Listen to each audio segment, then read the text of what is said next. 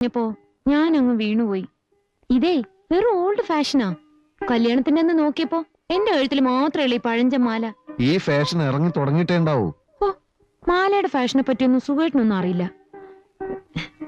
ഇത് ഒരുക്കിയിട്ടേ ഒരു കരിമണി മാല പണിതാലോ എന്ന് ആലോചിക്ക. കരിമണിയോ?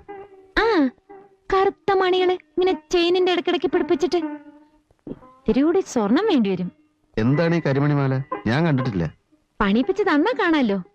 അല്ലെങ്കിൽ ഈ മാല കഴുത്ത് കിടക്കട്ടെ, നമുക്ക് പുതിയ സ്വർണം വാങ്ങി പണിയിക്കാം. അതാ നല്ലത്. ഇനിയിപ്പോ പ്രീതിയുടെ കല്യാണത്തിനാവട്ടെ. അയ്യോ, അതുവരെ കാത്തിരിക്കാൻ എനിക്ക് ക്ഷമയില്ല. നീ ഭക്ഷണം എടുത്തു നോക്ക്, എനിക്ക് വിശന്നിട്ട് വയ്യ. ഇത് പറ. ആലോചിക്കാന്നേ, നീ ചെല്ല്. മതി മോളെ, ഇനി നിങ്ങളും കൂടി ഇരുന്നോ? വേണ്ടമ്മേ, ഞങ്ങൾ പിന്നെ ഇരുന്നോളാം. അയ്യോ മതി മതി മതി. ചേട്ടൻ ഡയറ്റിങ്ങിലൊന്നും അല്ലല്ലോ. നിന്റെ ഈ ആക്രമണം എന്നെ പരിപൂർണ ഡയറ്റിംഗിലേക്ക് നയിക്കും. ഇതല്ലേ അത്? കാഞ്ചന, ഈ മാതിരി മാലയാണോ? ഈ കറുത്ത മണിയുള്ള മാലയുടെ പേര് കരിമണി മാല എന്നല്ലേ? അതെ. എന്താ ചേട്ടനൊരെണ്ണം മേടിച്ച് കഴുത്തിലിടുന്നുണ്ടോ? ഈ ടൈപ്പ് മാലയാണോ നിനക്ക് വേണമെന്ന് നീ പറഞ്ഞത്?